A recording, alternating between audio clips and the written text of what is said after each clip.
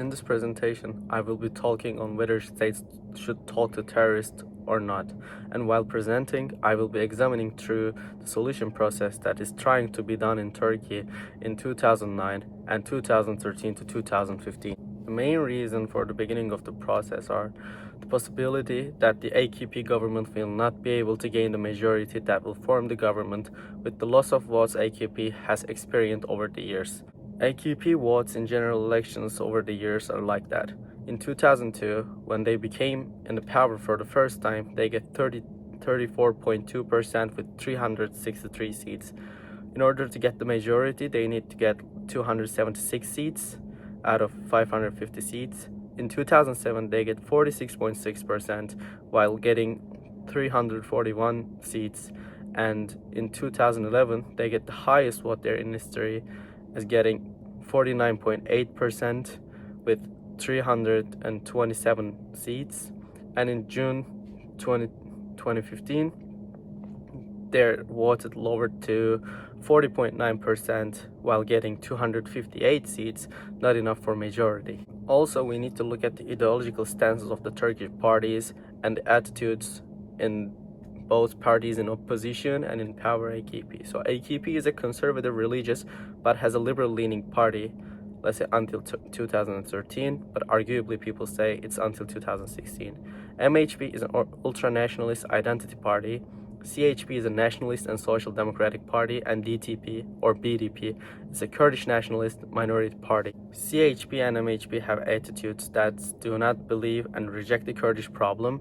They do not support any Kurdish opening. Since the DTP voter mass is determined and 8 to 10% of the votes, they're not in a position to solve the Kurdish problem, hence they're Kurdish people. AKP, on the other hand, sees the Kurdish vote as a potential vote. In order to maintain its power, AKP appeals the conservative Kurds in the Kurdish voters with whom the DTP votes heavily and tries to stay in power alone, maximizing with this potential.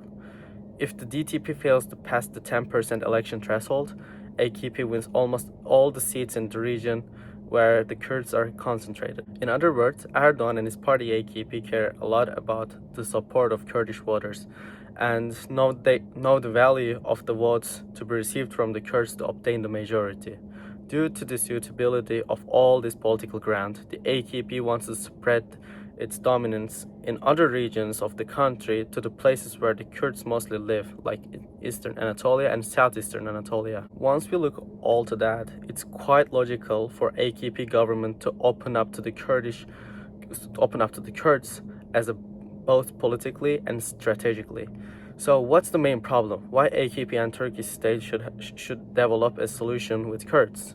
Since its establishment, the Republic of Turkey has been able to make a democratic stance against minorities. Minorities have been highly repressed in Turkey due to situations such as events of 6-7 March in 1955, tortures during the coup period, and some rights and freedoms not granted to the minorities. The basic demands of the Kurds, who are largest minority of the country, generally constitute 10 to 20% of the population, such as equal treatment, education in native language, equal citizenship rights, which have been going on since the years, were not given or thought about given until the Özal period in the 90s. However, with the coming to power of the AKP in 2002, a government that did not look badly at the Kurds was elected for the first time.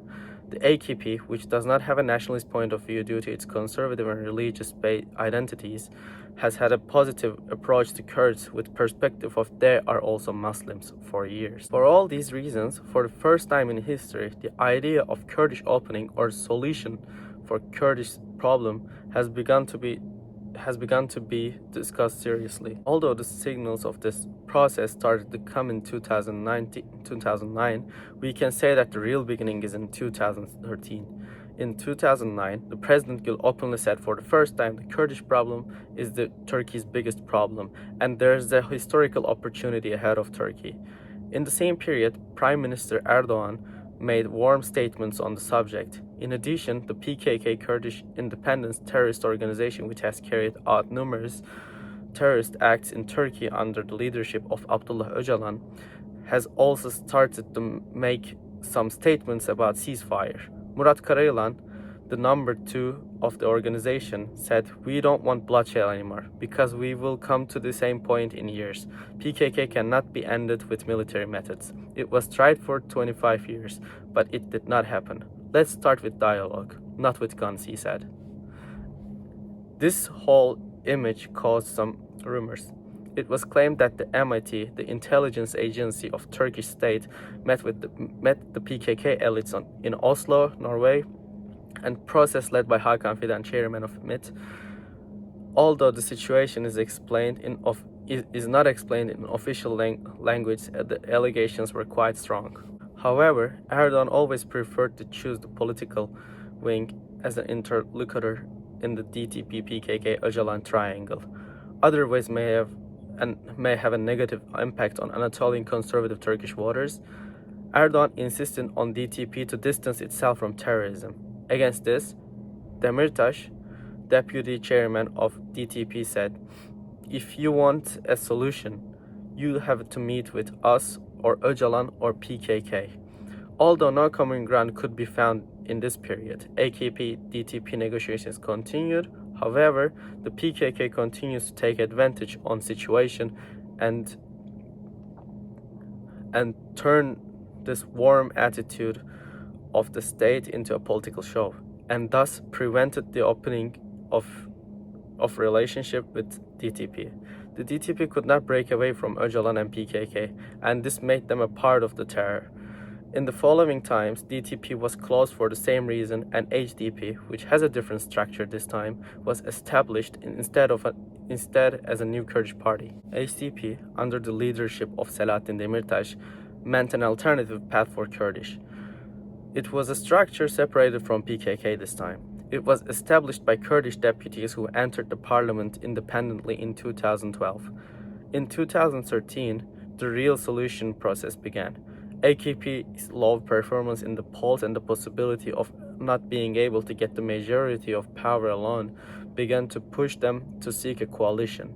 At the same time, Erdogan, who would be elected as a president in 2014, handed over the presidency and prime ministership of AKP to Ahmet Davutoğlu. Since then, AKP has started to lose blood and has struggling to adopt politics without Erdogan. For all these reasons, contacts about the Kurdish opening with HDP came to fore again. This time, it was set out so that it would not like the other previous processes. For the first time, this was a process that the state adopted. It was clearly stated by both Prime Minister and the President. HDP, which is also the Kurdish side, was more prepared this time. This was almost only the only agenda of the country for 2 years. On December 28, 2012, Erdogan, the prime minister of the time, openly stated that the state bureaucrats had met with Öcalan.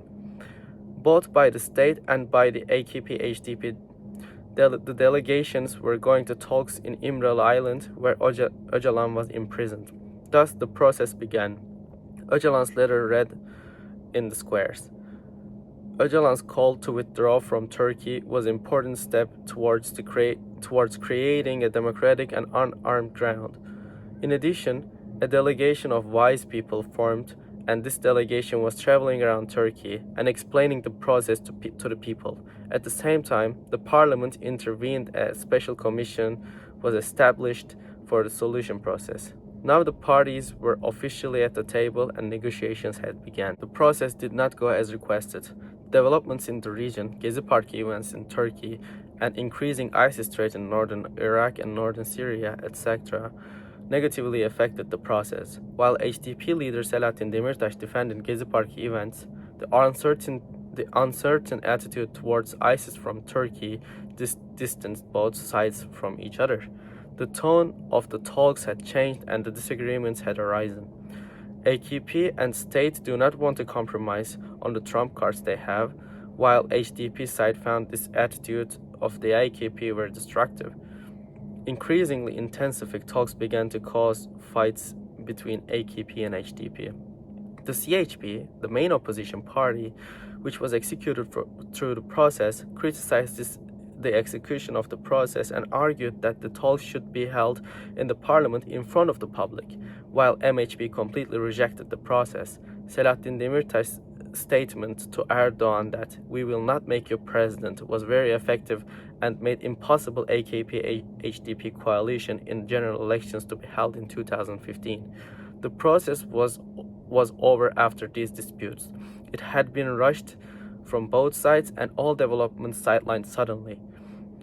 In the elections held on June 7, 2015, AKP lost its majority of the seats after 13 years and its vote decreased to 40%. HDP, on the other hand, obtained the highest vote rate of 13%, the highest vote of the Kurdish movement, and started to receive votes from leftist and liberal Turks living in the West due to their democratic and anti-AKP attitudes. After June 7, AKP could not form a coalition with anyone. A government could not be formed. At the same time, due to increasing violence and terror, it was decided to hold another election in November 2015. 2015 June-November was a nightmare period for Turkey. There are terrorist attacks almost every day. The public was under great threat. It was the darkest month in the history of Turkey. Terrorist acts increased not only in the east but also in cities such as in Istanbul, Ankara. The process was completely over and the HDP was completely on the opposition side. Due to all these security crises in elections held in November 2015, AKP regained the required majority with a vote rate of 49%, and the AKP-HDP book was completely closed this time. Already, during the process, many of them could not make a common decision on the main problem. The Kurds and the Turkish state were quite unsuccessful in making concessions. The state and AKP thought they were the legitimate party, while HDP and the Kurdish side insisted on some concessions that Turkey could not make. Neither sides could be inclusive. If this process could have spread to a more cautious and longer time period, it might have been successful, but political interests on both sides were not in this direction. The Kurds were facing a rapidly increasing ISIS problem in the region, while AKP wanted to win the upcoming election and coalition it's over. The Turkish state has repeatedly sought a common ground in this regard, and in some periods the Kurds, PKK and Öcalan also tried to act constructively. However, official contacts never reached the desired point. The way the process is managed may be wrong, but it was a process that needed to be tried and experienced. Without such openings, there was a process that showed that it was impossible to end terror only through weapons. In terms of security policies, there are many details to be learned for both Turkey and for the world. Such processes are already solved by constantly trying and learning from the mistakes made. This has happened in Colombia, South Africa, and even in Northern Ireland. It is almost impossible to end terrorism without the groups that are illegitimate at the end of the day, like terrorist organizations, etc.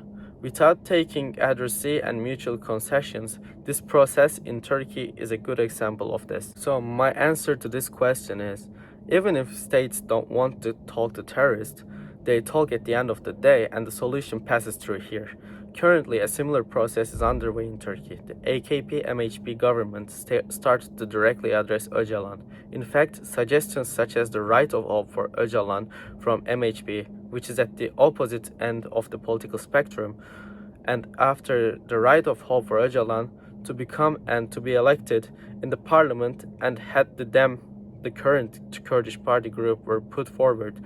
These steps are being taken even when Turkey is ruled by perhaps the most securitist and nationalist government in its history. So the answer to this question is yes. If states really want a solution, they should be able to meet with the terrorists and create a dialogue ground.